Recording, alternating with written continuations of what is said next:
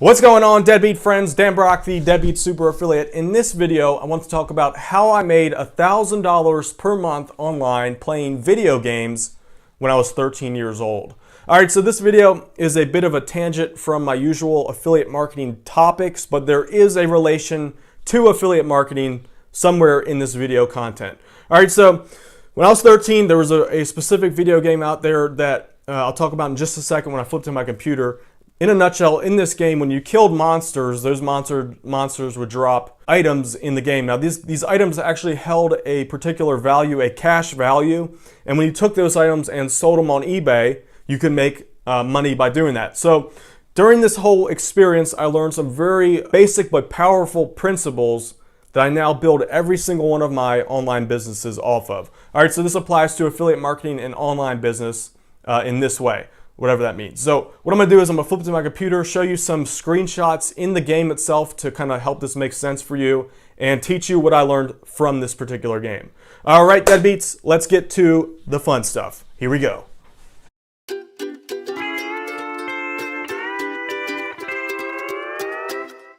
All right, Deadbeats, so here are the lessons that I learned from making money playing video games. So the lessons that I learned were the foundation principles that I use now in all my businesses that I make nowadays.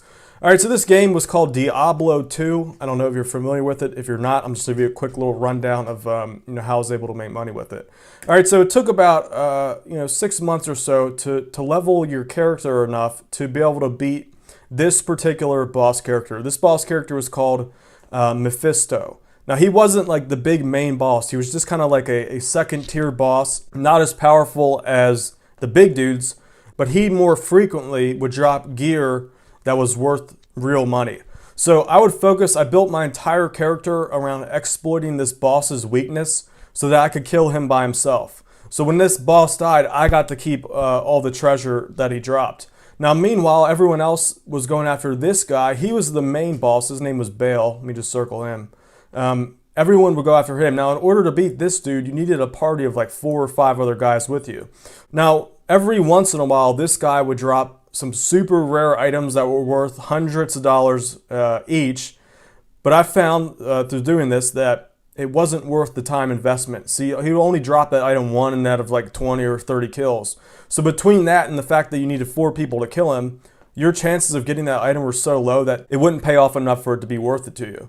So while everyone was focusing on that guy, I geared my character specifically to kill this dude. Now what would happen is it would take me about 20 minutes to do a run. Basically that was going through the entire act to get to the boss and kill him. So about 20 minutes of time was what it would take to kill the boss one time. Now you could do this over and over again. Now he wouldn't drop valuable gear every time, but it was like 1 out of every 3 kills he would drop an item that was worth $50 to $100. So when you killed him, boom, he's dead. He would drop these items. Now your character, since you're the only one there, since I was the only one there, I would pick all those items up and they would become mine. They would go into my treasure chest, they'd be in my possession. Now out of every 3 times you get a $50 to $70 item, and in between he would drop some what I called smalls. So smalls are just like $10 items that you could end up selling. All right, so back to the point. You got the treasure, you pick it up, it'd be in your possession, and then what I would do is I'd head over to eBay and list it on eBay. So here's actually an eBay listing that's on here today. This is for Diablo 3. This is like the next version of the game. So people are still actively making money doing this. But that's not the point. The point is the lessons that I learned from doing this. All right, so let's flip back to my little snazzy little screen here. All right, so here's the lessons that I learned. Number 1, it was possible to make money online and doing something you love. All right, so I like playing this game. Yeah, eventually it became work. It became work. Once I started making good money, I was obsessed with getting more and more of these items. So eventually I stopped liking it as much, but it was still something fun. It was better than going to, I think other kids my age were doing things like McDonald's and stuff. It was a lot more fun for me to work from home on my own, be my own boss. And this proved to me, this was like that aha moment that I could do it online. See, in the past, prior to that, I always had small little businesses like a Pokemon trading business, Pokemon card trading business. But this is the first time I realized it could be done online and doing stuff that I actually love to do. The second thing I learned, and this is something I apply to everything I do nowadays, is that it's harder to acquire. It's harder to acquire a customer versus selling an existing customer a product. So what I mean by this is, let me just give you an example in the game. After I put the items up on eBay, I started to build a customer list. And that list was basically just, I knew their emails, I knew their in-game handles. So what I tried to do is, instead of listing it up on eBay, once I knew what a customer wanted, I would just send them a private message over the game itself, and I'd promote that product that I found to them. Now I found that it was much easier to sell to those people than it was to go on eBay and acquire brand new customers.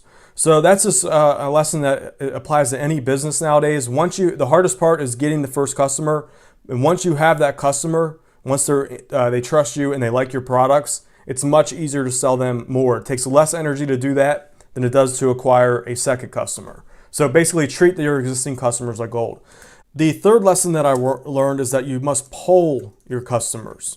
All right, so to give you a perfect example of this, in the game, initially, I was talking about this Mephisto boss here. He would drop 1 out of every 3 times that $70 item. So let's just pretend that, let me circle it. Let's just pretend that that $70 item was this little red dot on the screen. Now, in addition to that item, and pretty frequently, he dropped these other smaller ones that initially I thought were worthless. I thought they were just junk. So what I do is I just get them, sell them for gold in the game, and be done with it.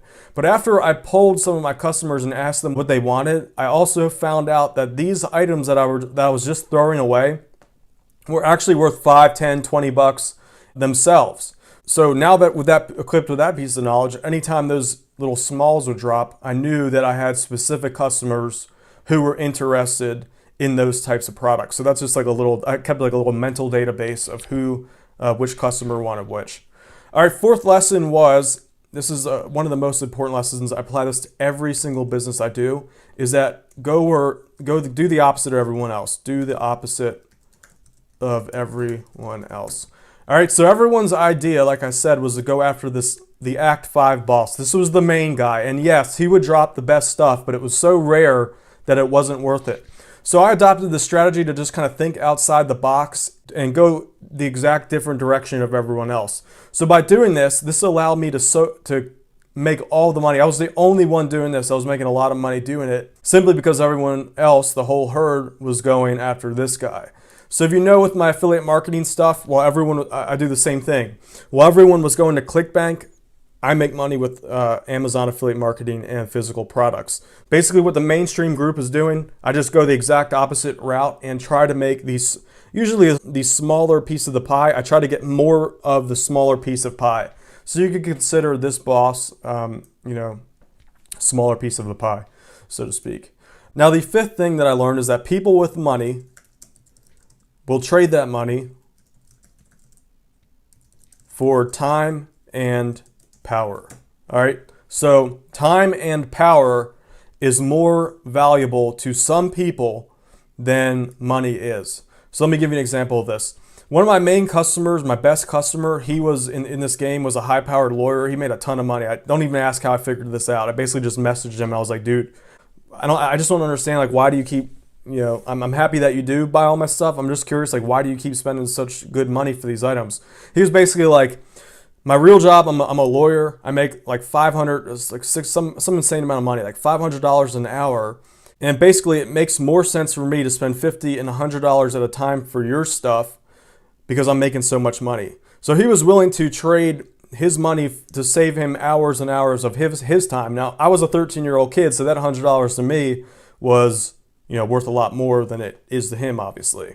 All right, so he was willing to trade it for time, and the items themselves gave him more power. Now, granted, it was just power inside the game, but people are addicted to power, whether it be through gaming, real life, whatever it is, they're willing to trade money for power as well. So time and power. If you ever make a business that can do either of these two, you have something that someone will always pay money for.